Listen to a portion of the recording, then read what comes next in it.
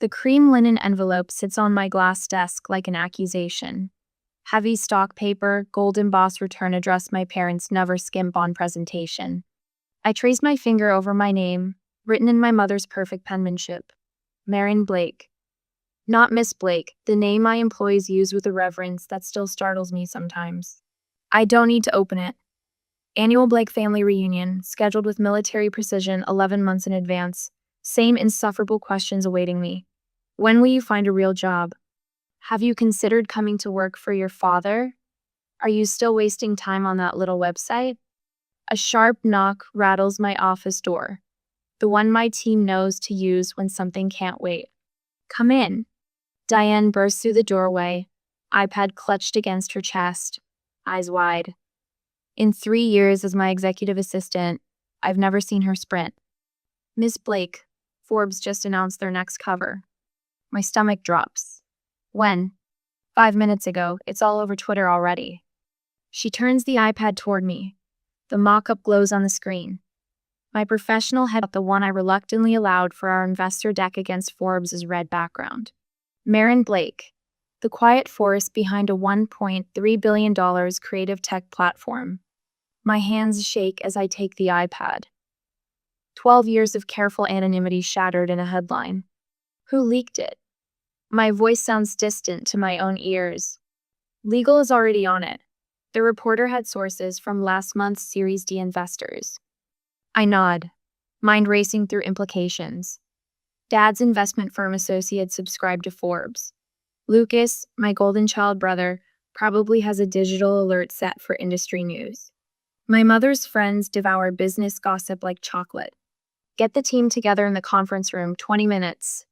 Diane nods and disappears, leaving me alone with the reunion invitation and the destruction of my carefully constructed facade. Last Thanksgiving, Dad's mahogany dining table stretches between us like a battleground. Marin, darling, Mom's voice carries that particular note of concern she reserves for me. It's been, 7 years with your little art website?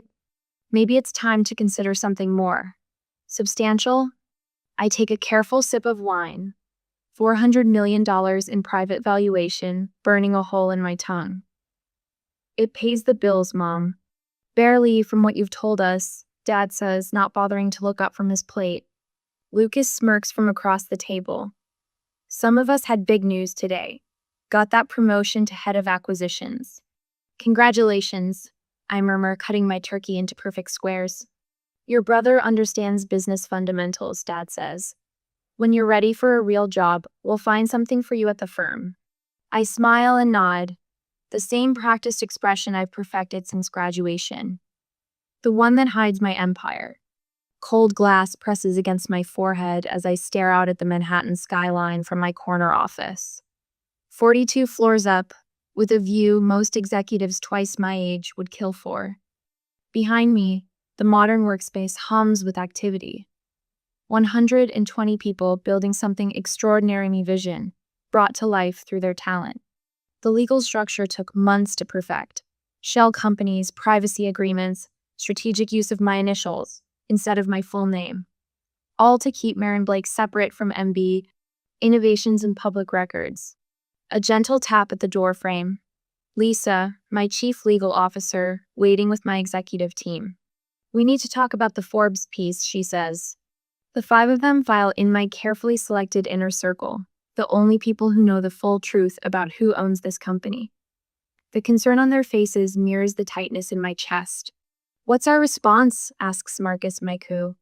I turn from the window, decision crystallizing. It's time they knew. I'm done hiding. My closet tells 2 stories.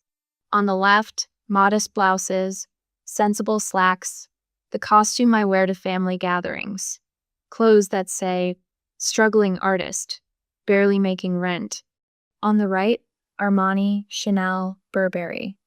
Power dresses and tailored suits I wear in boardrooms, where men twice my age listen when I speak. I stand before the mirror in silk and cashmere, studying my reflection.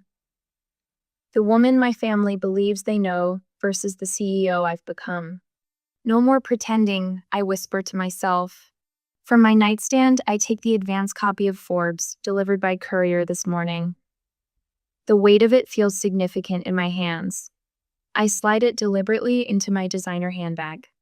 The town car idles outside my Tribeca loft. My driver, sensing my mood, remains silent as I settle into the back seat. The Blake residence in Greenwich, I tell him. The car pulls away from the curb, carrying me toward a family that's about to meet me for the first time. 12 years ago, I stood on the NYU quad clutching 2 diploma cases to my chest like shields. Finance and fine arts, a combination that raised eyebrows among classmates and professors alike. Spring sunshine warmed my face as I searched the crowd for my family, spotting my mother's peach dress and my father's stern profile near the fountain. Marin, my roommate Ellie, barreled through the sea of black gowns, camera dangling from her wrist. We did it! I hugged her with one arm, still holding my diplomas. Can you believe it? So tonight, she whispered, we celebrate, and tomorrow you pitch them, right? The business plan. 42 meticulous pages tucked into my bedside table drawer, each spreadsheet triple-checked, each projection conservative yet promising. My hands trembled just thinking about it. What if they hate it? The question slipped out before I could catch it. Ellie squeezed my shoulders. They won't. This platform could change everything for independent artists. And you've got the numbers to prove it. My father's investment firm specialized in recognizing potential. Surely he'd see it in me. The Blake family dining room stretched before me like a courtroom. Mahogany table polished to mirror shine, sterling silver candlesticks reflecting tiny flames. My father at the head, mother to his right, Lucas slouched opposite me with his perpetual smirk. Places we'd occupied for 22 years, never changing.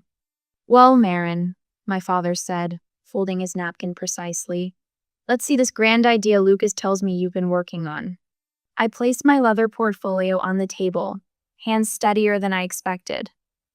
It's a digital platform connecting artists directly with buyers. No middlemen, no galleries taking 40% commissions. Another art website? Lucas interrupted, reaching for his wine. Aren't there already dozens? Not like this. I opened the portfolio, revealing charts tracking the emerging online art market. Those platforms treat artists as inventory. Mine treats them as partners. I walk them through my Visiona searchable marketplace with commission structures benefiting creators, authentication protocols, and pricing algorithms balancing market rates with fair compensation. Words flowed easier with each slide, my passion building. Until my father's hand sliced through the air. This artsy nonsense won't ever turn a profit. The words landed like a gavel, final, damning. I stared at him, breath catching. Did you even look at the projections? My mother touched my wrist. Honey, wouldn't you be happier at your father's firm? Lucas loves it there. She's too sensitive for real business, Lucas added, his voice thick with false concern. Come back when you've got a real business plan, sis. This is a real business plan. I flipped to my financial projections, 5-year revenue forecasts meticulously charted. I've identified market gaps, established differentiation factors, calculated acquisition costs. That art degree really did a number on you, Lucas chuckled. My father leaned back, drumming his fingers against the mahogany. What are you asking for exactly? I met his gaze directly. $300,000 for 30% equity. The laughter started with my father, a sharp bark that transformed into a full-throated roar. Lucas joined in seconds later, shoulders shaking. Even my mother covered her mouth, poorly disguising her smile. 300,000? My father wiped his eyes. For a website where people sell finger paintings? I gathered my papers with numb fingers, tucking them back into their folder. The room tilted slightly, my breakfast rising in my throat. No, my father said, amusement still coloring his voice. Absolutely not. Not even a consideration? My voice sounded distant, as if coming from somewhere above me. Invest in a fantasy instead of a business? He shook his head. That would be irresponsible. We're trying to help you, Marin. My mother's voice dripped with the condescension she reserved for family charity cases. You're just not business-minded like your father and brother. The word no echoed in my head the entire drive back to my apartment. Cardboard boxes surrounded me, each labeled in thick black marker. Kitchen. Books. Winter clothes. I folded another sweater, mechanical movements requiring no thought. My childhood bedroom felt foreign now, plastered with someone else's achievements and dreams. The lease papers for the tiny Queen's apartment sat on my desk, signed yesterday morning. $900 a month for 400 square feet and a bathtub with mysterious stains. All I could afford on my savings. I placed the note on my perfectly made bed, taking some time to figure things out. Don't worry about me. 6 hours later, I unlocked the door to my new life. The apartment smelled of old cigarettes and cheap paint. A radiator clanked in the corner, fighting against November chill. I unpacked my laptop first, setting it on a cardboard box, serving as desk and dining table. The business plan seemed to glow on the screen as I opened it again. They can believe I'm struggling, I whispered to the empty room. I'll prove them wrong. Red digits on my microwave clock read 3:47 a.m. My eyes burned, back screaming from hunching over code for 18 hours straight. But the platform framework lived. Crude and unpolished, but breathing. I clicked through the upload portal, testing the transaction sequence for the 5th time that night. The confirmation page flashed on screen a sample painting successfully listed, tagged, and priced. My phone buzzed with a text from Emma, one of 5 artists who'd agreed to test my beta version. Just saw your message. You're seriously doing this? Count me in. A week later, Emma's abstract composition swirls of blue against fractured gold became my platform's first sale. $750 transferred directly to her account, minus my modest 12% commission. I printed the transaction receipt, thumbtacking it to my wall. $90. Not enough for groceries that week, but something far more valuable. Proof. Coffee scalds my tongue as I prepare for my 5th investor meeting this week. The Starbucks near Grand Central buzzes with morning commuters while I guard my corner table, spreadsheets fanned out like battle plans. My laptop shows the pitch deck I've refined after 27 rejections. 28 might break me. The investor, a venture capitalist with salt and pepper hair and a Brooks Brothers suit, checks his watch as I walk him through projected growth metrics.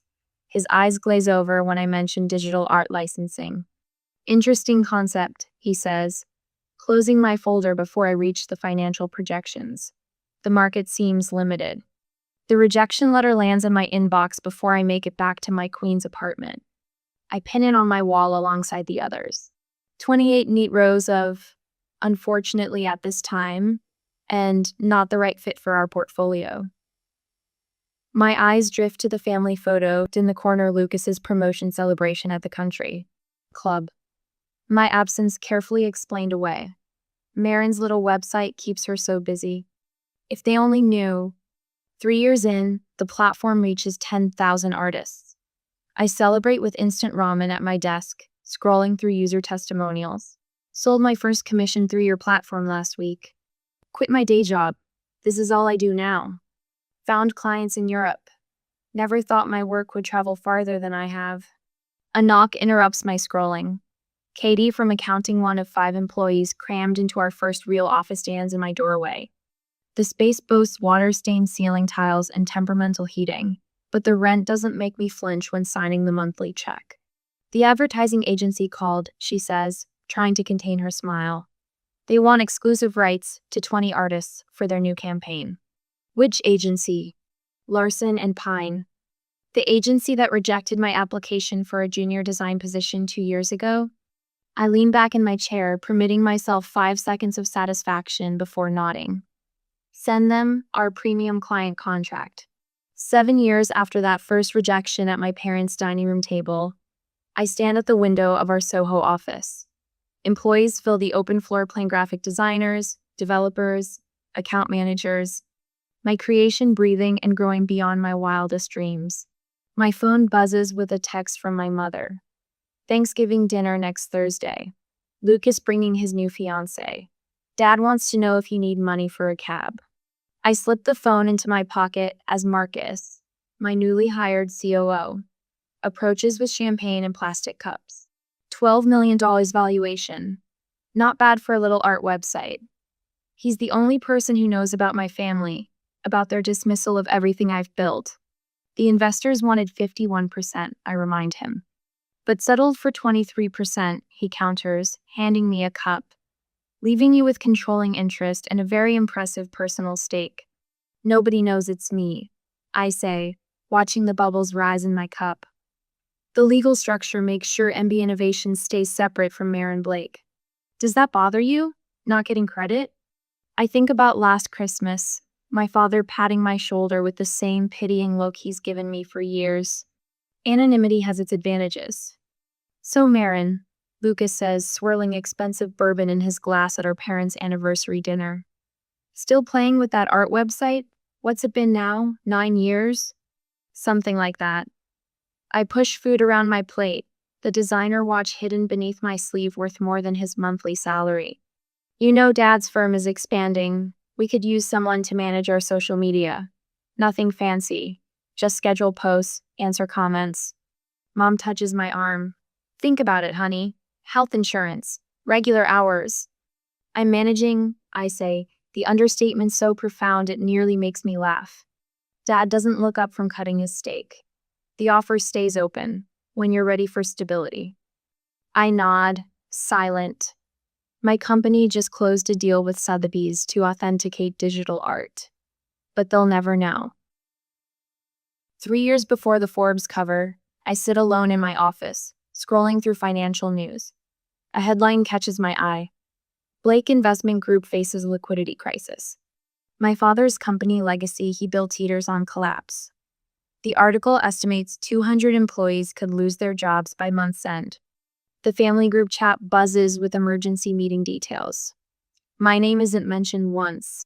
That night, I pull company filings, industry reports, anything publicly available. The picture forms clearly. An $8 million shortfall after a major client pulled funds unexpectedly.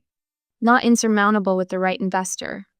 But traditional banks move too slowly, and private equity would demand controlling interest. I call Lisa, my chief legal counsel. I need a shell company created. Tonight. For the art acquisition in Milan, she asks. For a different kind of acquisition. And Lisa? Total confidentiality on this one, even from the executive team. 3 days later, Blake Investment Group announces secured bridge financing for Meridian Capital Partners, a shell company that exists solely on paper and in my attorney's filing cabinet. The confidentiality agreement stipulates no contact between the lender and Blake Investment Group, beyond quarterly repayment confirmations. I watch from afar as my father holds a company-wide meeting announcing jobs saved, crisis averted. His employees applaud, while he takes full credit for securing unconventional financing through personal connections. I permit myself a single satisfied smile. Today, my company's valuation hits $1.3 billion. My personal net worth just under $400 million sits, mostly in company equity, real estate, and strategic investments. 120 employees fill our Manhattan offices. Thousands of artists build careers through our platform. Museums in 4 countries showcase digital art we've helped authenticate and preserve. And still, at family gatherings, I'm poor Marin with her struggling art website. Until Forbes decided otherwise. I stand in my conference room, facing my executive team, the only people who know the full truth. They've seen my silence at family gatherings, heard snippets of conversations where relatives offered to help me find something stable. They understand what the magazine cover means. What's our response? Marcus asks. I think about the $8 million my father never knew came from me. About the thousands of artists finding their voices through my platform. About the quiet satisfaction of building something extraordinary, while those who should have believed in me first continue to dismiss me. We confirm the story, I say. It's time they knew. Have you ever helped someone who didn't know it was you? Is anonymous generosity more meaningful than public recognition? Share a time when you gave without expecting credit in return. The Blake family estate looms before me, Georgian columns rising like sentinels against the evening sky. I gripped the steering wheel of my town car a moment longer, watching cousins and aunts I haven't seen in years sweep up the limestone steps in tailored suits and cocktail dresses. My outfit, a simple navy sheath dress, reveals nothing of my wealth except for the vintage Cartier watch at my wrist. One indulgence, one tiny crack in my facade. I take a deep breath and step out into the cool evening air. Marin, you made it. My mother's arms encircle me briefly, her Chanel number 5 wrapping around me like childhood memories. She steps back, appraising me. You look healthy, dear.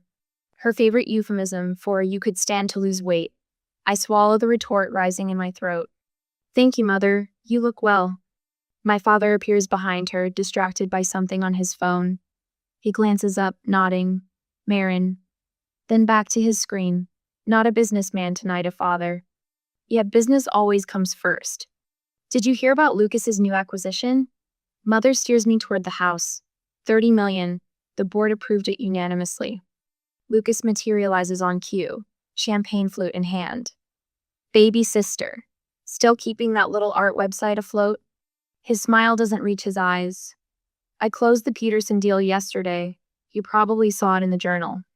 Congratulations, I murmur, scanning the room. 3 cousins by the fireplace are whispering, their glances darting my way, then quickly away. The Forbes cover. They've seen it. The dining room gleams with crystal and silver. Place cards separate me from my immediate family mother's subtle management of the family hierarchy. I'm seated between Aunt Judith and my cousin's new husband. The strategic placement of the unsuccessful relative.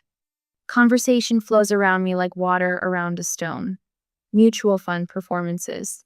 Vacation homes in the Hamptons. Lucas's voice rises above the rest as he details his latest corporate raid. Strip the company down to its profitable divisions. The board didn't see the value hiding in plain sight. I sip my wine, watching the performance. For 12 years, I've sat at this table, playing the role they assigned me. Tonight feels different. The weight of the magazine in my handbag presses against my ribs.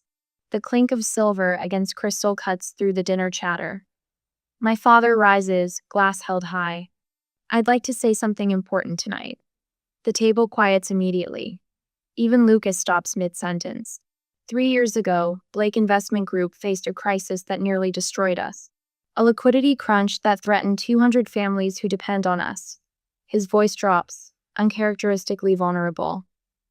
We exhausted every traditional option. I set my fork down, pulse quickening. Then, when all seemed lost, a mysterious investor stepped in. $8 million wired overnight.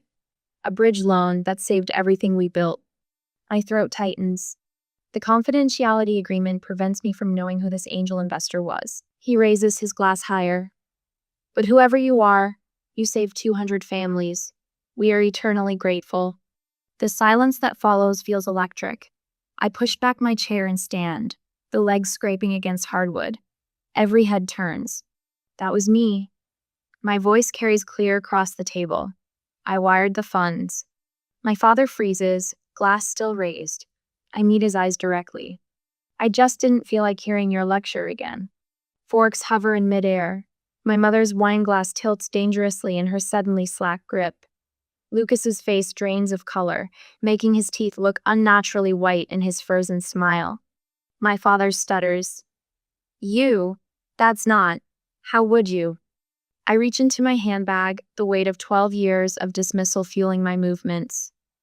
The Forbes magazine slides across the polished mahogany toward him. There's something else you should know. His eyes drop to the cover. My professional headshot stares back at him. Marin Blake, the quiet force behind a $1.3 billion creative tech platform. 1.3 billion? The words croak from my father's throat. A collective gasp ripples through the room. My mother's wine glass finally slips, red liquid blooming across white linen like a prophecy. Lucas grabs the magazine, knuckles white. This can't be right. That little art website, I say softly, the one you've been asking about for 12 years. The silence in the room has weight, substance. Years of judgment and dismissal crystallized in a single frozen moment. I remained standing, watching the reality sink in. The daughter they believed was struggling has been quietly building an empire. The idea they laughed at now employs hundreds. The investment they refused has returned thousands of times over for someone else. For the first time in my adult life, my family sees me. The phone hasn't stopped ringing since the reunion. 2 weeks of sudden interest from people who barely acknowledged my existence for a decade. Your father called again, Diane says, handing me a stack of messages. 3rd time today. I flipped through the pink slips. Dad, Mom, Lucas, 3 cousins who never remembered my birthday, and an aunt who once told me art degrees were for people without real ambition. He says it's urgent, Diane adds. Funny how 12 years wasn't urgent, but 2 weeks is. I dropped the messages into my drawer, along with the others. Anyone else? Your mother left a voicemail. She's crying. Of course she is. Mom's tears always available when her reality is disrupted, never when her children needed comfort. She said she was just worried about your stability all these years. Diane's tone makes it clear what she thinks of this rewriting of history. I nod, remembering Mom's precise words at the reunion. Why didn't you tell us, darling? We would have celebrated every milestone with you. The same woman who once suggested I get a sensible job with benefits because my little website would never provide security. Dad moved from disbelief to calculation in the space of 10 minutes. I watched his eyes shift from shock to assessment, measuring my worth in a way he never bothered to before. By dessert, he'd claimed he always saw the potential in me. Lucas was fastest, smoothly transitioning from stunned silence to, I knew you had it in you, sis, before the coffee was served. Classic Lucas, rewriting the narrative to position himself favorably regardless of facts. My phone buzzes with a text from my cousin Jennifer, who suddenly remembers our special bond from childhood. The same Jennifer who ignored my fundraising email 6 years ago for the artist grant program. Miss Blake? My assistant's voice pulls me back. Your 3 o'clock is waiting. I straighten my Armani jacket. Thank you, Diane. A month passes. The family texts have slowed from a flood to a trickle. I've answered enough to maintain civility without surrendering boundaries. Spring sunshine streams through the floor-to-ceiling windows of my corner office. The view of Manhattan stretches before me, a testament to 12 years of persistence. The intercom buzzes. Miss Blake, there are 2 gentlemen here without an appointment. They say they're family. My stomach tightens. Names? Richard and Lucas Blake. Dad and Lucas. Here. Now. I take 3 measured breaths. Send them to the blue room. Tell them I'll have someone with them shortly. Through the glass walls of my office, I watch Dad and Lucas follow my assistant. Their heads swivel, taking in the modern workspace. The 60 employees visible on this floor alone, the awards lining the corridor walls. Lucas reaches out to touch the glass trophy from Fast Company. Dad's eyes find my nameplate on the corner office door. I text Marcus, my COO. Family ambush. Blue room. Need eyes. He responds immediately. On it. I give them 20 minutes, just long enough to marinate in the reality I've built without them, then check Marcus's assessment. They have a pitch deck. His text reads. Looking for investors in a new art licensing platform. Asking for meeting with MB Capital Rep. My investment arm, the one they clearly don't realize is me. They specifically mentioned $2 million seed funding, Marcus adds. A tech platform for licensing art. The irony burns cold in my chest. I'll handle it.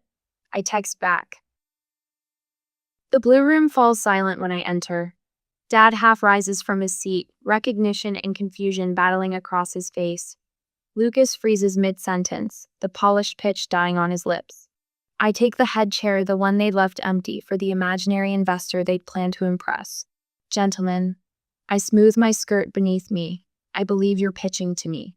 Dad sinks back into his seat. Lucas's Adam's apple bobs as he swallows. Marin, Dad recovers first. We didn't realize. Dedham Capital's mine? Clearly. I gesture toward their presentation, still projected on the wall. Please continue. I'm interested in your concept for... I glance at the title slide, Artworth Licensing Platform. Lucas fumbles with the clicker. It's actually, we were hoping to discuss with the investment team first before. I am the investment team. I say simply, this is my company. All of it. The silence stretches between us, taut with unspoken recognition. Dad leans forward. We've been developing this concept for several months. The market research indicates substantial growth potential in the digital art licensing sector. His voice steadies as he slips into familiar pitch territory.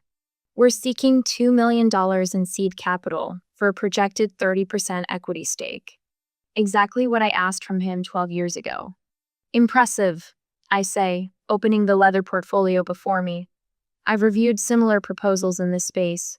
The market is certainly active. Hope flickers in their eyes.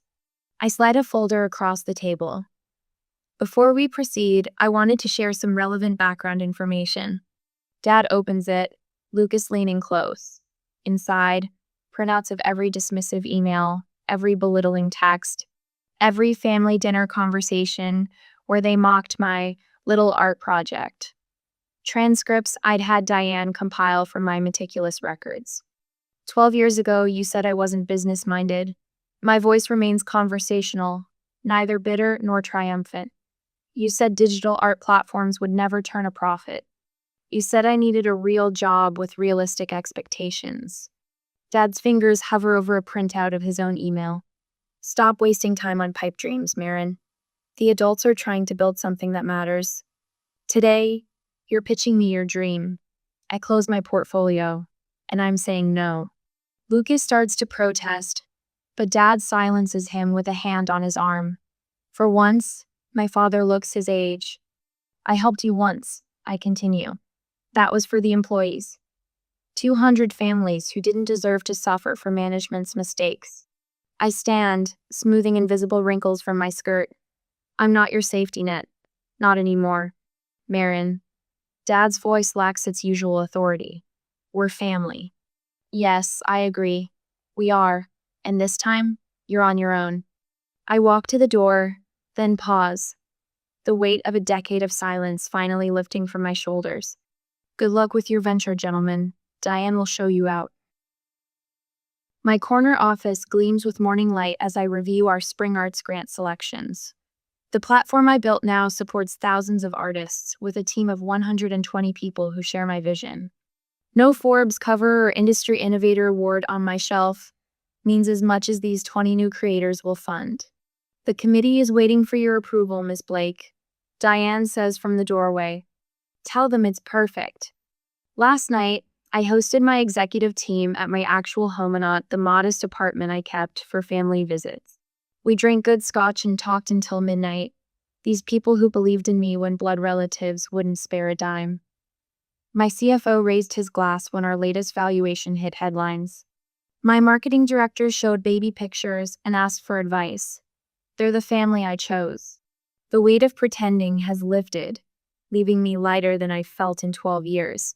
I sleep better in my Tribeca loft, no longer rehearsing modest responses to inevitable questions about my struggling business. My closet contains no more costumes, just clothes that reflect the woman I've become. A cream envelope sits on my desk bearing my father's law firm letterhead. For 5 days, it's remained sealed, a ticking bomb I've circled but never touched.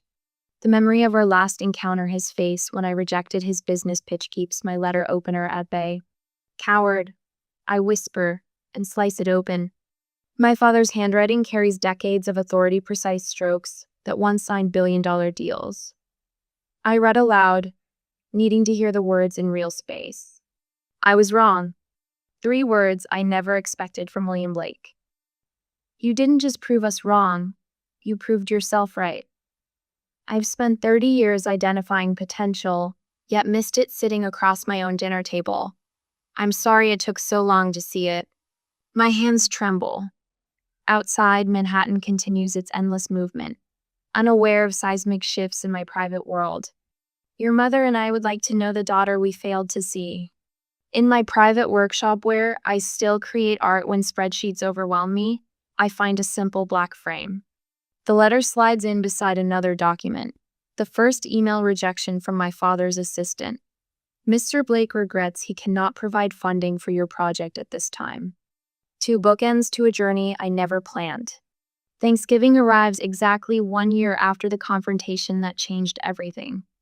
The invitation sits on my counter for weeks before I decide. This time, there will be boundaries. I drive my own car up the winding driveway to their Greenwich estate, wearing clothes that reflect my actual taste. The emerald silk blouse costs more than I pretended to make in a month during previous gatherings. My mother meets me at the door, her eyes taking in the woman I've become without the disguise of struggle. "You look wonderful," she says without the undercurrent of concern. "Marin." My father stands in the entryway, respect replacing the dismissive glances of previous years. Not warmth, but something more valuable: recognition. Lucas approaches cautiously, humility reshaping his once smug features. "Your latest acquisition was brilliant," he offers without his usual competitive edge. "Your funding program for student artists sits changing lives." My mother says, genuine interest replacing performative concern. She asks questions about selection criteria instead of when I'll find a real job.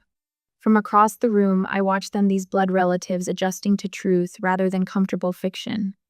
The path from dismissed to dominant stretches behind me, but the view ahead matters more. I catch my reflection in the antique mirror that's hung in the dining room since my childhood. The woman looking back stands straight, unburdened by secrets or others' expectations. Success was never about revenge. It was about finally being seen for who I truly am. The morning light streams through my bedroom window as I click the login button, heart pounding with anticipation. Today is my 18th birthday, and for the first time, I can access my college savings account without mom or dad hovering over my shoulder. 6 years of sacrifice about to pay off. 6 years of Friday nights spent serving greasy burgers to classmates celebrating without me.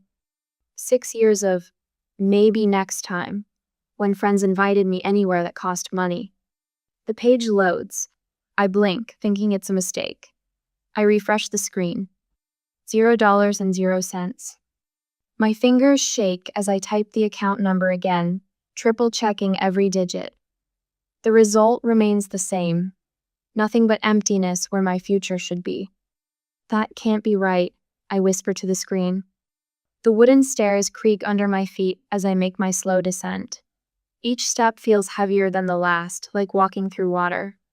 Through the kitchen doorway, I see them. Mom and Dad sitting at the table with untouched coffee mugs. Their postures are stiff, rehearsed. They've been waiting for me. The kitchen smells like cinnamon rolls, my birthday tradition. But the scent turns my stomach now. Dad clears his throat, not quite meeting my eyes.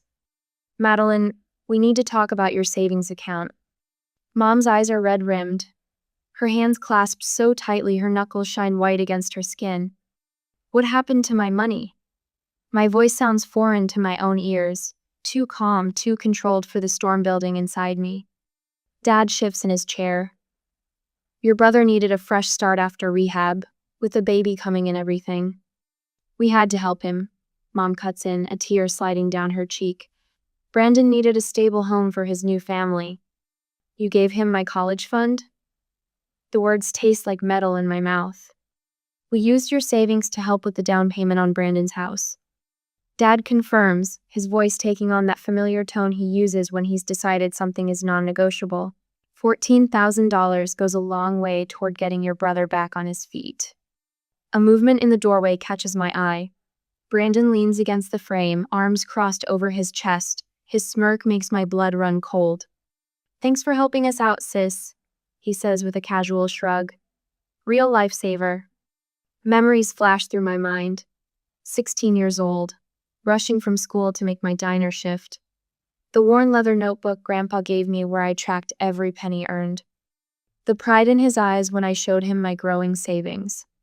The ritual of handing my paychecks to Mom and Dad each month, trusting them to keep my future safe. "You have that scholarship," Mom says, wiping her tears with a tissue. "You don't need this money like Brandon does." "What about textbooks, rent, food?" My voice rises despite my effort to stay composed. Dad waves his hand dismissively. You can get student loans like everyone else. Brandon has a child on the way. You're just going to college. Just going to college. The words echo in my head. Just the thing I've worked toward since I was 12. Family helps family when they're in need, Mom adds, reaching for my hand. I pull away before she can touch me. A strange calm settles over me. The betrayal is so complete, so absolute, that it crystallizes something inside me. I won't cry. I won't beg. I won't explain to them the value of what they've stolen. Was any of this money ever really mine? I ask quietly. Their silence is my answer. I turn without another word and climb back up the stairs to my bedroom. The posters on my walls and the books on my shelves suddenly look like they belong to someone else. A girl who believed her parents were on her side. From my closet, I pull out the large suitcase Grandma gave me for graduation. I pack methodically, clothes, toiletries, the few keepsakes that matter. My hands move with purpose while my mind races ahead. Campus housing doesn't open for 3 more weeks, but I know I can't stay here another night. I zip the suitcase closed with finality. Everything I've worked for has been taken by the very people who were supposed to protect me, supposed to teach me right from wrong. What would you do if everything you'd worked for was taken from you by the very people meant to protect you? Would you fight back or walk away? I choose option 3. I will rebuild without them. And I will never, ever forget this lesson. My dorm room measures exactly 12 feet by 9 feet. I know because I paced it off the day I arrived, 3 weeks early with nowhere else to go. The cinder block walls are institutional beige, but I've left them bare except for a single framed photograph of Grandma and Grandpa on graduation day. Their eyes follow me around the room, proud, expectant. I won't ask for a single penny. I whisper to their photograph each morning. A vow leaves my spine straight when doubt creeps in. The university library sits like a stone cathedral at the heart of campus, all marble columns and echoing halls. Mrs. Abernathy peers at me over reading glasses perched on her hawkish nose. You have no previous library experience, she states, reviewing my application. No, ma'am, but I've worked since I was 16. Never missed a shift. My hands stay perfectly still in my lap, though my future hangs in the balance. I learn systems quickly. She studies my face. The morning shift starts at 5 a.m. I'll be here at 4:45. 2 days later, I'm memorizing the Dewey Decimal System, while most students are still sleeping off welcome week parties. By midterms, my routine is military precise. Classes, library shifts, study hours blocked in 15-minute increments. No wasted time, no wasted dollars. I'm restocking periodicals when I spot them Brandon and a very pregnant Tiffany, strolling through the mall's center court. My brother's arm drapes casually around his girlfriend's shoulders as they pause before a display of $800 strollers. I duck behind a pillar, pulse hammering in my throat. This one matches the nursery perfectly, Tiffany squeals, running her fingers along the leather handle. Brandon laughs. Why not? The house my sister bought us should have a stroller to match. The periodical in my hands crumples before I realize I'm crushing it. The house my sister bought. Like it was a gift freely given instead of stolen outright. That night, a notification from Mom pops up on my muted Facebook page. She's tagged me in a photo album titled Nursery Makeover. With trembling fingers, I swipe through images of my childhood bedroom. The walls, once pale blue, now gleam sunshine yellow. My bookshelf has vanished, replaced by a white crib draped in a custom canopy. My chest tightens at the final photo, Mom and Dad beaming beside Brandon and Tiffany, champagne glasses raised in toast. The caption reads, "So grateful for our Madeline's generous heart. Family takes care of family. Proud parents." I close the app and block them all in one motion. 2 weeks later, Mrs. Patterson, my mother's oldest friend, stops me outside the campus coffee shop. Her eyes widen with recognition. "Madeline, your mother tells everyone how you gave your college fund to help Brandon with his fresh start." She pats my arm. "Such a selfless girl. Your parents raised you right." My smile feels carved from stone. How nice of them to say so. The holidays arrive with Mom's voice on my voicemail. Sweetheart, we miss you so much. Just call to let us know you're okay. I call exactly once on Christmas Eve. The conversation lasts 7 minutes. Yes, classes are fine. No, I don't need anything. Yes, the dorm is comfortable. No, I can't make it home, too much work. We thought maybe you could contribute to the family gift exchange this year, Dad suggests. Nothing big, just token presents. I'm afraid that's not in my budget, I reply. Voice pleasant as pond ice. Give everyone my love. I spend Christmas Day with my roommate Julia and her boisterous Italian family, who ask no questions when I show up with a small suitcase and eyes that blink too rapidly. Professor Winters notices me staying late after economic theory lectures, working through extra problems. You have a remarkable aptitude for financial systems, she comments one evening, pausing by my desk. Thank you. I've had practice. She becomes the first person I tell my story to, over coffee in her cluttered office. The next week, she introduces me to Dr. Sandoval, the scholarship coordinator. There's a mid-year grant for students demonstrating exceptional financial need and academic merit, Dr.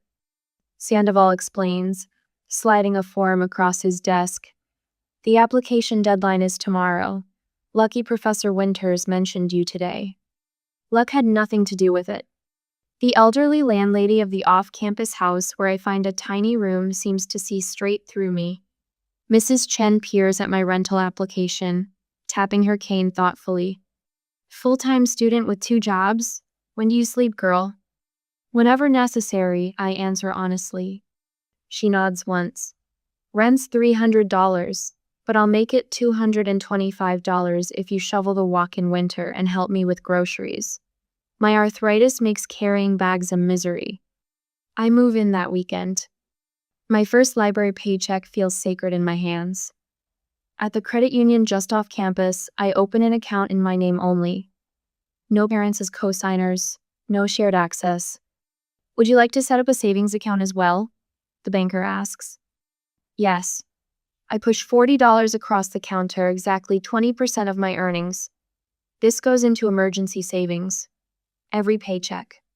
18 months later, that account holds $2,412.78. Not enough for a crisis, but enough that I sleep without dreaming of empty bank accounts. My phone buzzes with Mom's monthly check-in call. Brandon has totaled his second car. The baby needs special formula insurance won't cover. Dad's hours got cut at work. I listen politely, offer sympathy, and never once reach for my wallet. My refrigerator holds exactly what I need for the week, no more, no less. My clothes are clean, if not fashionable. My textbooks are purchased, used, or borrowed from the library's reserve section. I never owe anyone anything. Meanwhile, Brandon posts photos of his new gaming system, then asks relatives to contribute to a GoFundMe for Tiffany's car repairs. Some nights, lying on my narrow bed beneath Mrs. Chen's handmade quilt, I wonder if rebuilding from scratch has changed me too fundamentally, made me too hard, too careful. But then I look at my bank statement with its steady growth, at my perfect GPA, at the small circle of friends who know my true worth, and I recognize something my family never taught me. Independence, once earned, is too precious to surrender. My phone buzzes across the library desk, interrupting the perfect silence of finals week. I ignore it. The economics textbook in front of me demands my full attention. Professor Larson's exam is legendary for its complexity, and I need this A to maintain my scholarship. The phone buzzes again, and again. I flip it over, ready to silence it completely, when I see Mom's name flashing across the screen. She hasn't called in months, not since I declined their Thanksgiving invitation. My stomach tightens as I answer. Madeline? Her voice breaks on the second syllable of my name. Oh God, Madeline. What's wrong? I step outside the library, winter air stinging my face. It's Brandon and Tiffany.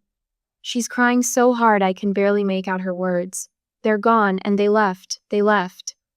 Left what? The old familiar dread rises in my chest. More money needed? Another rehab center? Luca, she finally manages. They left Luca on our doorstep with a note. Your brother and Tiffany just drove off. They left their baby with us. 3-year-old Luca. My nephew, whom I've only seen in the handful of Facebook photos Mom still tags me in. The innocent child who sleeps in what was once my bedroom, in the house my money helped buy. I'll be there in 2 hours, I hear myself say, already calculating how many finals I'll need to reschedule. The toys scattered across the living room floor are the first thing I notice. Plastic trucks and stuffed animals create an obstacle course in a space that once showcased Mom's decorative pillows and Dad's sports memorabilia. The house smells different to peanut butter and apple juice instead of Mom's potpourri. Dad stands in the kitchen doorway, coffee mug clutched in his hand. 2 years have carved deep lines around his eyes and mouth.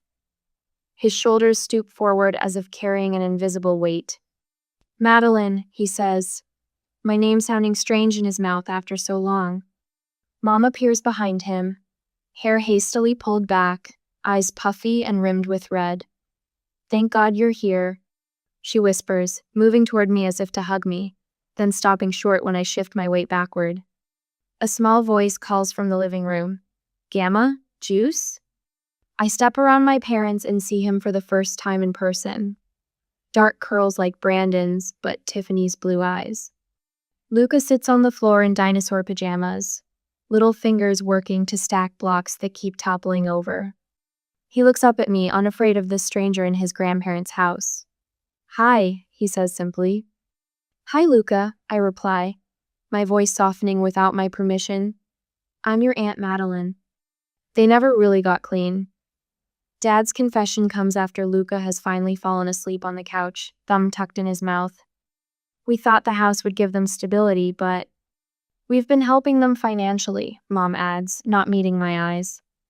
Paying their utilities when they couldn't. Buying groceries. You mean when they spent their money on drugs instead? I say, the words flat and hard. Mom flinches but doesn't deny it. She pulls a crumpled note from her pocket and hands it to me. Tiffany's looping handwriting sprawls across the page.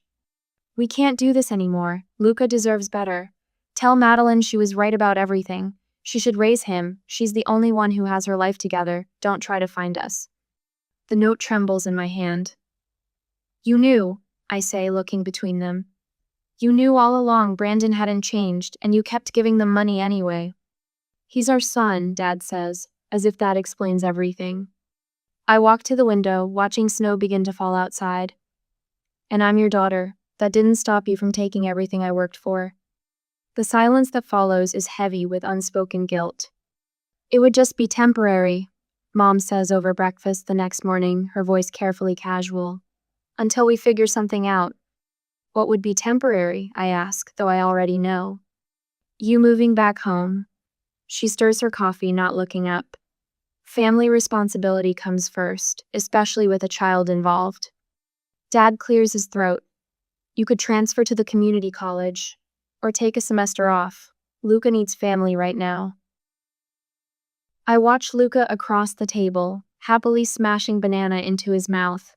None of this is his fault. He's just a child abandoned by parents who couldn't overcome their demons. What your grandparents would expect, Mom adds softly, playing her strongest card. They always taught us that blood is thicker than water. My scholarship. My carefully planned course schedule. The library job that pays my rent. The life I've built from nothing after they left me with nothing. All of it sacrificed for Brandon's mistakes. Again. That night, Luca wakes crying from a nightmare. I reach him before my parents, lifting his small body from the makeshift bed on the couch. Mama, he whimpers, his tears soaking into my shoulder. Shh, you're safe, I whisper, rocking him gently. I've got you. He falls back asleep against me, his breathing deep and even. I stand by the window, watching the streetlights illuminate falling snow, and think about the economics final I'm missing tomorrow morning. I love this child, this blameless boy who shares my blood but not my wounds. But I also love the future I've fought for. the independence that cost me everything to gain. Dawn breaks across the snow-covered yard as clarity settles over me like a blanket. I know exactly what I need to do. I've made a decision. I announce the next morning, my voice steady as I place my coffee mug on the table. My parents look up, hope in their eyes that quickly fades as they register my expression. I won't be moving back home or dropping out of school. I meet their gaze directly. That wouldn't solve anything. It would just create a new cycle of resentment. But Luca, Mom begins, needs stability and proper care. I finish for her, which is why I've researched the appropriate legal channels. Child Protective Services can help establish temporary guardianship while ensuring Luca's needs are met. Dad's face darkens. You're calling the authorities on your own family? I'm ensuring my nephew gets the support he deserves. I pull out my phone. You can apply to be his legal guardians. I'll provide whatever character references you need. I'll visit regularly and help financially when I can, but I won't sacrifice my future because Brandon and Tiffany couldn't face theirs. Mom begins to cry, but I see something in Dad's eyes, a reluctant respect perhaps. I dial the number I researched last night, while Luca slept in my arms. This is the right thing to do, I say, as much to myself as to them. For all of us. The manila folder in my hands contains everything I've gathered about our situation. Bank statements, employment records, medical reports. I've labeled each section with color-coded tabs. Preparation has always been my shield. This is impressive. Miss Vargas, the CPS caseworker, flips through the pages, her expression neutral but her eyes sharp. We sit in her cramped office surrounded by filing cabinets and framed credentials. The scent of burnt coffee lingers in the air. Luca needs stability, I say, keeping my voice level despite the tightness in my chest. My parents can provide that with proper support. I've outlined what I can realistically offer: weekend visits, emergency backup care, contribution to a proper savings account for his future education. Miss Vargas studies my face. And your education? Won't be interrupted. My knuckles whiten around my coffee cup. I've worked too hard to abandon it now. She nods, understanding in her eyes. Many people in your position would drop everything. That wouldn't serve anyone in the long run. The words taste like truth and guilt mixed together. Dad's voice booms through my cell phone speaker as I walk across campus. You're breaking up this family. Your mother hasn't stopped crying since your meeting with that woman. I dodge a student on a skateboard, tucking the phone closer to my ear. I'm trying to make sure Luca gets what he needs without sacrificing everything I've worked for. Family comes first, Madeline. Always.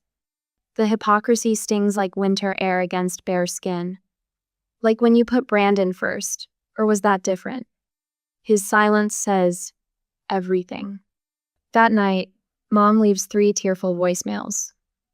The next day, Aunt Carol texts that I should be ashamed.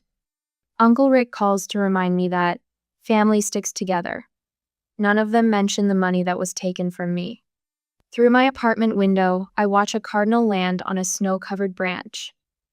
Red against white, so vivid it hurts my eyes. I let the calls go to voicemail. Mrs. Hernandez, my high school counselor, signs her name with a flourish on the statement of support. I've known this family for years, she says, sliding the paper across her desk. Your parents mean well, but they've always had blind spots where Brandon is concerned. Thank you, my voice catches. Her hand covers mine briefly. You're doing the right thing, setting clear boundaries. Some people only respect what they can't walk over. The university dean grants me flexibility for assignments during this crisis. My roommate's father, a family law attorney, reviews the guardianship paperwork pro bono. My library supervisor rearranges my schedule to accommodate court dates. A network forms around me, people who see my worth without demanding I set myself on fire to keep others warm. Mom spreads bank statements across their kitchen table. The sight of this room still triggers the memory of my birthday betrayal, but I push it away. We have more urgent matters. Without Brandon's house payment, we can just make ends meet, she says, circles under her eyes testifying to sleepless nights. But there's nothing extra for Luca's daycare. You could rent the house, I suggest, pointing to local rental rates I've researched. That income would cover childcare and start building a fund for his future needs. Dad's shoulders slump, defeat etched in the new lines around his mouth. We never thought we'd be raising another child at our age. Yet, here we are. I keep my tone businesslike as I outline a budget. This isn't about what any of us planned, it's about what Luca needs now. As reality sinks in, the atmosphere shifts. My parents begin looking at me not as their daughter to be directed, but as an adult with valuable insight. The power balance tilts, almost imperceptibly at first, then unmistakably. Twilight paints the backyard in blues and purples. Dad joins me on the porch steps where I sit watching Luca chase fireflies. For several minutes, we share the silence. We failed both of our children, he finally says, the admission visibly painful. Brandon with too much protection, you with too little. The words unlock something in my chest. Not forgiveness exactly, but acknowledgement. Your intentions weren't bad. Intentions don't matter much in the end, do they? He rubs his palms on his knees. Results do. Mom appears in the doorway, her face tear-streaked but calm. We enabled Brandon for years, gave him everything, fixed every mess. Her voice breaks. Look where that got him. Look where it got us all. Luca runs to me, tiny hands full of grass and dandelion fluff. I lift him on my lap, his weight solid and warm. You can start doing better now, I tell them, with Luca. In my nephew's innocent eyes, I see a chance for my parents to learn what true support means, not erasing consequences or sacrificing one person for another, but building foundations strong enough to weather life's storms. For the first time, I see respect in their eyes when they look at me, not just as someone who will clean up family messes, but as someone whose wisdom they need. Some lessons come at terrible cost. The trick making sure you only have to pay for them once. The front door slams against the wall. Brandon stands in the doorway, his silhouette blocking the afternoon sun. 6 months of absence haven't improved him. His cheeks are hollowed, eyes darting like a cornered animal's conition. Where's my son? His voice carries the familiar rasp of someone who still smokes too much. Dad rises from his armchair, remote control forgotten in his hand. Mom freezes mid-step from the kitchen, dish towel clutched against her chest. Luca, thankfully, is now upstairs. I step between my brother and my parents, arms loose at my sides. He's sleeping. Brandon shoves past me into the living room. Pack his stuff. We're leaving. No, you're not. The steadiness enterprises even me. He whirls, nostrils flaring. He's my kid. A kid you abandoned on the doorstep with nothing but a note. I glance at my parents, expecting them to undermine me, as they always have. Instead, Dad moves to stand beside me. Mom follows, her spine straighter than I've seen in years. Brandon's eyes widen slightly at our united front. He hadn't expected this. You can't just disappear for half a year and waltz back in, Dad says, voice rough with emotion. That's not how this works anymore. Brandon paces like he used to before his teenage explosions. I needed time to get my head straight. I'm back now. Problem solved. I open my messenger bag and pull out a folder. 6 months of careful documentation spread across the coffee table, bank statements, court records, photographs of the squalid conditions Luca was living in before he was abandoned, the pathetic note left with him. Let me walk you through what your time to get your head straight cost this family. I point to each document methodically. $3,000 to resolve the unpaid utility bills at your house. $1,700 for back child support Tiffany claimed you never paid. $4,000 in legal fees to establish temporary guardianship. Brandon's face reddens. I didn't ask for any of that. You never do ask, you just take. I tap a photograph of Luca from his first week here underweight, shadows beneath his eyes. This is what your son looked like when he arrived. He had 2 outfits that fit. No toys, no books. Mom steps forward. You didn't even leave his favorite blanket, Brandon. My brother's jaw works silently. He tries another angle. Remember when we built that treehouse and Dad got so mad because we used his good saw? His laugh sounds forced. You were always covering for me, Maddie. What happened to you? I grew up. You always thought you were better than everyone else. I fold my hands in my lap. Not better, just responsible for my own choices. The words land like a physical blow. He stares at me, really seeing me for perhaps the first time. I'm not the pushover little sister anymore. 3 years ago, you took my entire future. My voice doesn't waver. $14,000 I earned serving burgers to people who treated me like dirt. Money that was supposed to be for my education. Dad winces visibly. Mom's eyes fill with tears. We're sorry, Madeline, Dad says, the apology I never thought I'd hear. We should never have given your money away. Brandon's gaze darts between us, sensing the shift. So that's it? You're choosing her over your own son? This isn't about choosing sides, Mom says. It's about what's best for Luca. Dad squares his shoulders. If you want to be part of Luca's life, there are conditions. Regular visitation, not whenever you feel like showing up.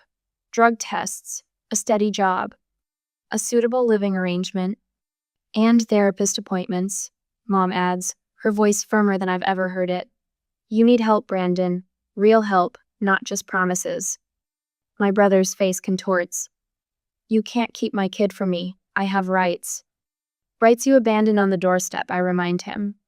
The court date is next Wednesday. The judge will decide Luca's permanent guardianship.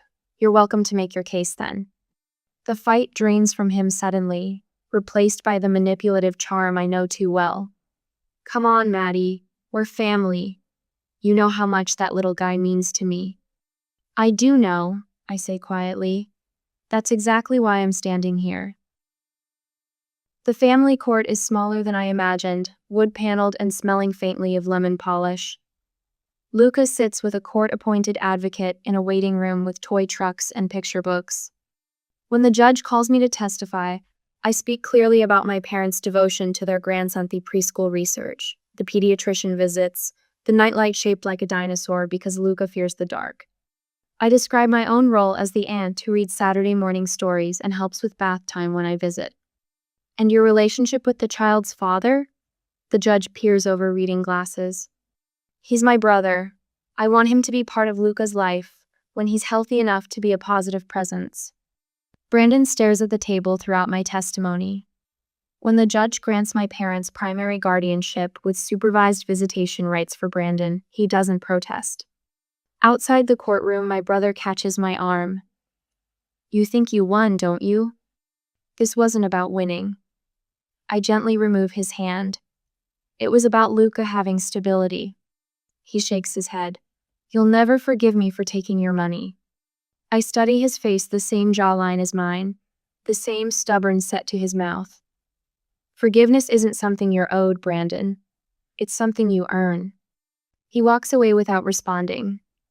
I watch him go, wondering if some betrayals leave permanent scars, whether acknowledged or not.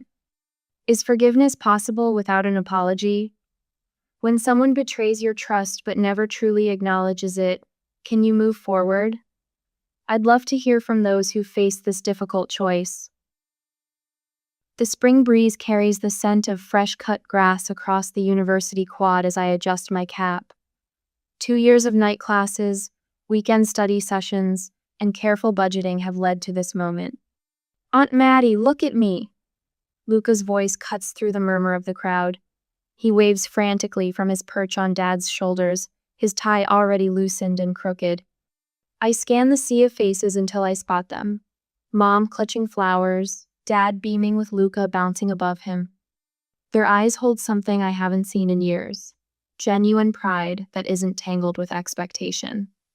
The dean reads my name. Madeline Blake, Bachelor of Education, summa cum laude. My fingers tremble slightly as I accept my diploma. I've done this on my own terms. Later, at the small Italian restaurant off campus, Luca smashes his spaghetti with methodical determination, while Mom watches him with the vigilance of someone who's learned hard lessons about attention. "We have something for you," Dad says, sliding an envelope across the checkered tablecloth. My guard rises automatically. Old habits die hard, but when I open it, I find a card with a key taped inside. "What's this?" "The house sold last month," Mom explains. "We put half in a trust for Luca's education, with you as co-trustee." Her eyes meet mine, acknowledging the significance. "The other half is yours." The gesture doesn't erase the past, but it acknowledges it. That's enough for now. Sunday dinners become our ritual. I arrive at 5, help with cooking, and leave by 8.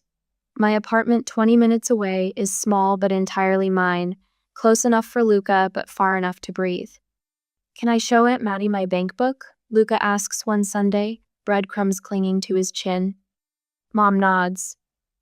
"Go get it from the desk." "They ask me about investments now," Dad says quietly once Luca scampers off. "Figure you're the only one who's proven they know what to do with money." The words matter more than the late acknowledgement. Brandon appears occasionally like a storm that never quite makes landfall. His supervised visits with Luca happen at the community center, and I make myself scarce those days. His sobriety comes and goes like seasons, but my boundaries stand firm as stone walls. I can forgive without becoming vulnerable again. "Quarters are worth 25 cents. I explain to Luca at the kitchen table, arranging coins in neat rows. "How many make $1?" His small fingers push 4 quarters together. 4! That's right. And where does money go when we want to save it? He points to the blue ceramic piggy bank we painted together last month. "In Mr. Oink." Mom watches from the doorway, something unspoken passing between us. She sees me teaching him what they should have taught me. "Will you help me count my money, Aunt Maddie?" Luca asks, his innocent question bridging past and future. "Always. I promise." My new office at the university still smells of fresh paint. Assistant Professor Blake says the nameplate. The window overlooks the same quad where I received my diploma. On my desk sits a framed photo of Luca flanked by Mom, Dad, and me at his 6th birthday. Beside it stands a mason jar labeled House Fund in my precise handwriting, containing the first installment of my savings. I run my fingers over the smooth glass, remembering the leather notebook Grandpa gave me and all the lessons since. Family isn't about blind sacrifice, it's about helping each other grow in the right direction. We're learning together, one Sunday dinner at a time.